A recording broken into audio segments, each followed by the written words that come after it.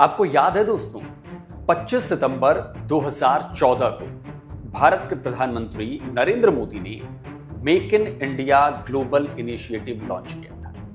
यह इनिशिएटिव भारत को दुनिया के बाजार से बदलकर दुनिया का उत्पादक देश बनाने का एक सपना था। मेरे एफडीआई की परिभाषा यह है, भारतीयों के लिए है एफडीआई फर्स्ट डेवलप इंडिया।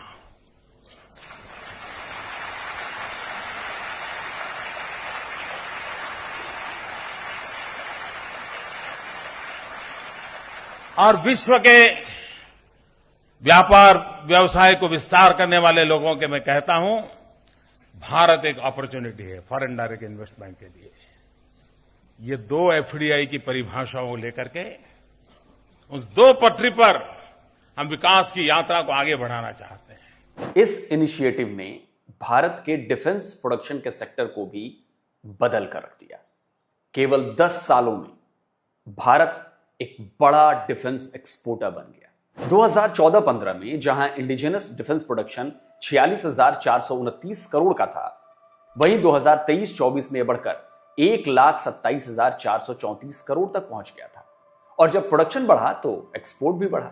2014 में भारत का डिफेंस एक्सपोर्ट केवल 1,000 करोड़ रुपए का था, जो 2024-25 में 23,622 करोड़ का हो गया था। भारत को डिफेंस प्रोडक्शन के क्षेत्र में आत्मनिर्भर बनाने वालों में एक मददगार इजराइल भी था। भारत और इजराइल के संबंधों में एक नया दौर तब शुरू हुआ जब भारत ने मेक इन इंडिया के नारे को एक अभियान बना लिया और इजराइल ने भी इसमें भारत का पूरा साथ दिया। इंडिया इजराइल ब्रदरहुड के इस चौथे चैप्टर में मैं आपको भारत के इजराइल के कस्टमर से को मैन्युफैक्चरर बनने तक के बारे में बताने वाला हूं। फरवरी 2015 की बात है। तत्कालीन इजरायली जो डिफेंस मिनिस्टर थे मोशे यालून, वो पहली बार भारत आए थे। इजराइल में डिफेंस मिनिस्टर मोशे के इंडिया विजिट को हिस्टोरिक विजिट बताया जा रहा था। मोशे भारत आए तो मिलिट्री और गवर्नमेंट की लीडरशिप से उन्होंने मुलाकात की। खुद प्रधानमंत्री मोदी के साथ भी उनकी बड़ी लंबी चौड़ी बातचीत हुई और उनके इसी भारत दौरे ने वाकई दोनों देशों के रिश्ते को एक ऐतिहासिक मोड़ दे दिया।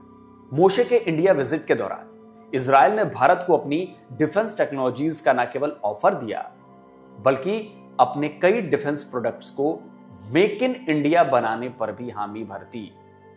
ये भारत और इजराइल के सामान्य डिप्लोमेटिक और ट्रेड रिलेशनशिप से बिल्कुल अलग था। यह स्ट्रेटेजिक और डिफेंस पार्टनरशिप से भी आगे की बात थी। ऐसी बात जिसे चीन और पाकिस्तान भी नजरें गड़ाए देख रहे थे। तो भारत और इजराइल ने फरवरी 2015 में इजरायली वेपन्स प्रोडक्शन की नींव भारत में डालने का फैसला किया था। बराक एयर डिफेंस सिस्टम का प्रोडक्शन तब तक भारत में शुरू हो चुका था। इसके लिए दोनों देशों के बीच 2006 में ही डील हो चुकी थी। लेकिन अब इजराइल और भारत ने एयर डिफेंस से लेकर ड्रोन टेक्नोलॉजी तक के क्षेत्र में भारत को आत्मनिर्भर बनाने के लिए मिलकर काम करने का फैसला किया था। इस समझौते के तहत पहली डील हुई भारत की कल्याणी ग्रुप और इजराइल के Rafael advance defence system limited के बीच। 8 फरवरी 2016 को दोनों कंपनीज ने एक सब्सिडरी कंपनी बनाने का फैसला किया। नाम था Kalyani Rafael advance systems private limited. 3 अगस्त 2017 को Kalyani Rafael advance systems private limited की state of the art facility की शुरुआत हैदराबाद के हार्डवेयर पार्क में हुई। यह देश की पहली प्राइवेट मिसाइल प्रोडक्शन फैसिलिटी थी और यहां बराक एयर डिफेंस की मिसाइल के कंपोनेंट्स के अलावा Spike anti tank guided missile systems भी बनाने की शुरुआत कर दी गई। Kalyani Rafael advance systems private limited Barak air defence के लिए मिसाइल किट्स और एडवांस सीकर बनाने का काम भी करती है।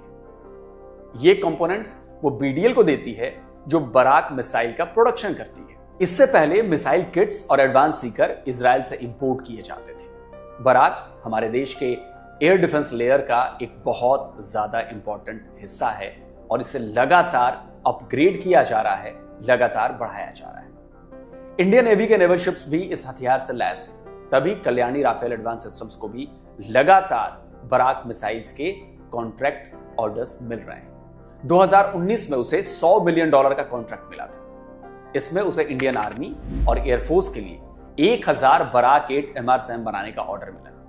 वहीं 2023 में उसे 287.51 करोड़ का भारी भरकम कॉन्ट्रैक्ट हासिल हुआ था। यह spike anti tank guided missiles का ऑर्डर था। हालांकि इसके तहत कितनी मिसाइलें खरीदी गईं, यह अभी क्लियर नहीं किया गया है। जिन एंटी टैंक मिसाइलों का order Kalyani Rafael advance systems को मिला था वो हैं स्पाइक SR मिसाइल। यह स्पाइक फैमिली की अगर कहें तो सबसे हल्की और सबसे छोटी मिसाइल है। ये कंधे पर रखकर रखे जाने वाले लॉन्चर से इसे फायर किया जाता है।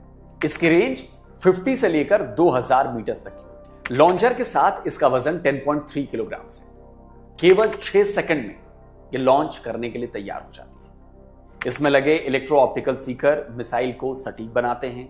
मिसाइल में tandem high explosive anti tank warhead लगा है जो मेन बैटल टैंक्स को भी तबाह कर सकता है, उनके परखच्चे उड़ा सकता है। आपको याद है इंडियन एयरफोर्स ने 2019 को बालाकोट पर एयर स्ट्राइक की थी। 1971 के बाद ये पहली एयर स्ट्राइक थी जो पाकिस्तान में घुसकर की हमारी एयरफोर्स ने। इस एयर स्ट्राइक में स्पाइस 2000 गाइडेड बम का इस्तेमाल किया गया था। ये गाइडेड बम भी कल्याणी राफेल एडवांस सिस्टम्स ने ही अपनी हैदराबाद फैसिलिटी में तैयार किया था। पहले ये गाइडेंस किट इजराइल में बनती थी। कल्याणी राफेल एडवांस सिस्टम्स आज देश के दिग्गज डिफेंस प्रोडक्शन कंपनियों में से एक है।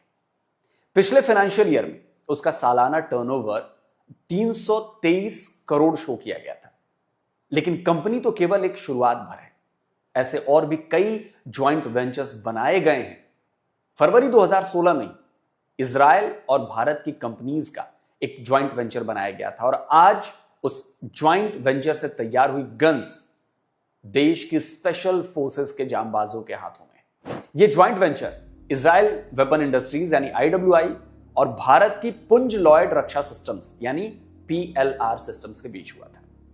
मई 2017 में मध्य प्रदेश के भिंड में इस वेंचर की पहली यूनिट तैयार हुई थी।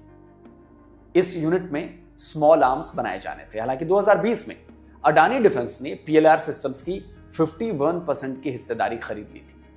2021 में इंडियन नेवी ने PLR सिस्टम्स को 500 9mm की इजरायली पिस्टल मसादा बनाने का ऑर्डर दिया था। यह pistol naval commando force Marcos के लिए खरीदी गई थी। IWI ने मसादा को 2017 में ही लॉन्च किया था। यह एक सेमी ऑटोमेटिक पिस्टल है। इसमें 9x19mm के पैराबेलियम कार्ट्रिजेस का इस्तेमाल किया जाता है। इस पिस्तौल को मार्कोस के अलावा फिलीपींस की नेशनल पुलिस भी इस्तेमाल कर रही है। PLR सिस्टम्स को अगस्त 2024 में इंडियन आर्मी के लिए 41,000 प्रहार LMG बनाने का कॉन्ट्रैक्ट मिला था। PLR सिस्टम्स ने इंडियन आर्मी के लिए IWI की नेगेव LMG का इंडियन वर्जन प्रहार तैयार किया है। दिसंबर 2025 में PLR सिस्टम्स को मिनिस्ट्री ऑफ डिफेंस ने 1,70,000 कार्बाइन बनाने का ऑर्डर दिया था। इस कार्बाइन का नाम है जीत और यह इजराइल के गलील एस कार्बाइन पर बेस्ड है। प्रहार बेहद आधुनिक हथियार है जो फौजियों को जबरदस्त कॉम्बैट पावर देता है। यह बहुत हल्की गन है। बिना मैगजीन के इसका वजन जो है वो 7.9 किलोग्राम का है और इसकी लंबाई 1030 mm है। बट स्टॉक मोड़ने पर यह केवल 820 mm की रह जाती है। हल्की और छोटे होने की वजह से सैनिकों के लिए इसका इस्तेमाल करना आसान है। यह 7.62 × 51 mm कैलिबर गन है जो दुश्मन के मजबूत कवच को भी भेद सकती है। इसका जो अधिकतम फायरिंग रेट है वो 1000 राउंड पर मिनट का है और रेंज जो है इसकी 800 से 1000 मीटर तक है। इसमें फायरिंग के सेमी ऑटोमेटिक और फुली ऑटोमेटिक मोड हैं। वहीं अगर जीत कार्बाइन की बात करें तो ये 5.56 × 45 mm की गन है। इसका मैक्सिमम फायरिंग रेट जो है वो 750 राउंड्स पर मिनट का है। इसकी मारक क्षमता 300 से 500 मीटर के बीच में है। डिफेंस प्रोडक्शन के क्षेत्र में यह भारत और इजराइल का दूसरा ज्वाइंट वेंचर है। आज देश के लगभग हर फोर्स इस वेंचर के गन्स का इस्तेमाल कर रही है या करने वाली है। भारत और इजराइल के बीच हुए को प्रोडक्शन की डील ने भारत के डिफेंस सेक्टर की कंपनियों को जैसे नया आसमान दे दिया था। कई छोटी बड़ी कंपनियों ने इजराइल की कंपनियों के साथ मिलकर वेपन प्रोडक्शन का काम शुरू कर दिया। Hyderabad based Cyient solutions and systems ने अप्रैल 2018 में इजराइल की company Blue Bird Aero system के साथ एक ज्वाइंट वेंचर की शुरुआत की थी। यह joint venture Indian defence forces के लिए UAV सिस्टम्स बनाने वाला था और ज्यादा दिन नहीं हुए, सितंबर 2018 में ही इंडियन आर्मी की तरफ से सैंड ब्लूबर्ड ज्वाइंट वेंचर्स को स्पाईलाइट मिनी यूएएस सिस्टम का ऑर्डर मिल गया था। यह एक advance light weight tactical surveillance UAV है। इसका वजन सिर्फ 9.5 किलोग्राम है। 50 से 80 किलोमीटर तक इसका कंट्रोल रेंज है। यह ड्रोन 60 से 120 किलोमीटर की रफ्तार से उड़ता है। फ्लाइट सीलिंग की बात करें तो यह समुद्र तल से 36,000 फीट तक की ऊंचाई पर उड़ान भर सकता है। इसकी फ्लाइट एंडोरेंस 3 से 4 घंटे की है। इसमें इंफ्रारेड कैमरास और लेजर पॉइंट्स लगे हैं। इनकी मदद से यह दिन रात और हर तरह के मौसम में रियल टाइम HD वीडियोस और GPS डेटा ग्राउंड स्टेशन को भेजता है। इसमें इलेक्ट्रिक मोटर लगी है, जिसकी वजह से इसका एकूस्टिक सिग्नेचर और जो इसका एक और होता है ना थर्मल सिग्नेचर, वो दोनों बहुत कम है। इसलिए ये कोवर्ट ऑपरेशंस के लिए बहुत ज्यादा कारगर है। स्पाईलाइट मिनी यूएवी तो एक हाई एल्टीट्यूड सर्विलांस ड्रोन है जिसका इस्तेमाल इंडियन आर्मी निगरानी के लिए कर रही है। लेकिन इसके बाद भारत और इजराइल की कंपनी ने मिलकर एक ऐसा मेल यूएवी तैयार किया जो ISR यानी इंटेलिजेंस, सर्विलांस और रिकॉनिसेंस के बड़े मिशंस को अंजाम देने के साथ साथ जो रेगुलर पेट्रोलिंग होती है उसको भी ये अंजाम दे सकता है। यह है अडानी डिफेंस एंड एरोस्पेस का दृष्टि 10 स्टार लाइनर। यह एक मेल यानी कि medium altitude long endurance unmanned aerial vehicle है। इसे हैदराबाद के अडानी एरोस्पेस पार्क में बनाया जा रहा है। पहले दृष्टि 10 स्टार लाइन को 10 जनवरी 2024 को अनवील किया गया था। ISR के लिए बना ये यूएवी इंडियन नेवी के ऑर्डर पर तैयार किया गया था। असल में ये अडानी इल्बिट एडवांस सिस्टम्स का प्रोडक्ट है। इल्बिट इजराइल की कंपनी है जिसने हर्मीज 900 मेल यूएवी और हर्मीज 480 यूएवी बनाया है। अडानी डिफेंस ने इल्बिट के साथ ज्वाइंट वेंचर की शुरुआत की थी और हर्मीज 900 मेल यूएवी और हर्मीज 480 यूएवी को भारत में बनाने का प्रोजेक्ट जो है वो शुरू किया गया था। दृष्टि 10 स्टार लाइनर हर्मीज 900 यूएवी का ही इंडियन अवतार है। इंडियन नेवी 2024 से ही इस यूएवी का इस्तेमाल कर रही है। वहीं 2024 में अडानी इल्बिट एडवांस सिस्टम्स ने 2 दृष्टि 10 स्टार लाइनर इंडियन आर्मी को भी डिलीवर किए थे, जिसे पंजाब के बठिंडा में तैनात किया गया था। दृष्टि 10 स्टार लाइनर की ऑपरेशनल एंड्योरेंस 36 घंटे की है, जबकि यह 32,000 फीट की ऊंचाई तक उड़ान भर सकता है। इसमें 420 किलो के पेलोड्स हैं, जिनमें इलेक्ट्रो ऑप्टिकल और इंफ्रारेड कैमरास और सेंसर्स जो हैं वो अलग अलग तरह के शामिल हैं। यह हाई डेफिनेशन और थर्मल कैमरे दिन रात हर तरह के मौसम में यानी कि ऑल वेदर बिल्कुल स्पष्ट clear live feed control room भेजते हैं। इसमें ELITN एंड कमेंट सिस्टम्स लगे हैं जो दुश्मन के कम्युनिकेशन सिग्नल्स को इंटरसेप्ट और ट्रैक कर सकते हैं। इसका मल्टीपर्पस रडार मैरीटाइम सर्विलांस के लिए बहुत शानदार काम करता है। मई 2025 में अडानी डिफेंस एंड एरोस्पेस ने एल्बिट सिस्टम की सहयोगी कंपनी स्पार्टन के साथ भी एक ज्वाइंट वेंचर की शुरुआत की है। यह ज्वाइंट वेंचर भारत में मैरीटाइम सर्विलांस के लिए अकूस्टिक डिटेक्शन सेंसर सोनोबाइज बनाने जा रहा है।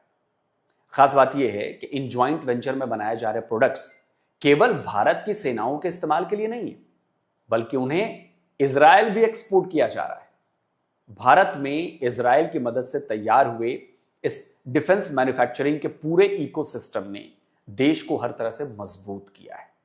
डिफेंस प्रोडक्शन बढ़ा है, डिफेंस का जो हमारा एक्सपोर्ट है वो लगातार बढ़ता जा रहा है। इस सेक्टर में रोजगार में बहुत ज्यादा इजाफा हुआ है और सबसे बड़ी बात ये कि भरोसा बढ़ा है। भरोसा इस बात का कि भारत केवल खरीदार बनकर नहीं रह सकता है, बल्कि वो अपने देश में इन तकनीकों का प्रोडक्शन भी कर सकता है।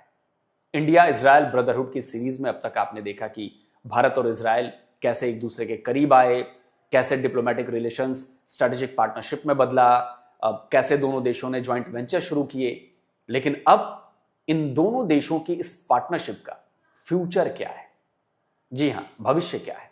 आगे ये दोनों देश कैसे अपनी दोस्ती को और मजबूत और भरोसेमंद बनाने पर काम कर रहे हैं, देखेंगे इस सीरीज के अगले चैप्टर में। और जिन दोस्तों ने डिफेंस डिटेक्टिव को सब्सक्राइब नहीं किया है तो भाई चैनल को सब्सक्राइब करें, साथ में बेल आइकन प्रेस करें और हां, ऑल नोटिफिकेशन ऑन करना मत भूलिएगा ताकि हमारे द्वारा अपलोड किए जा रहे हर वीडियो की जानकारी आप तक पहुंचती रहे। जल्दी मिलता हूं एक और नए वीडियो के साथ। नमस्कार, जय हिंद।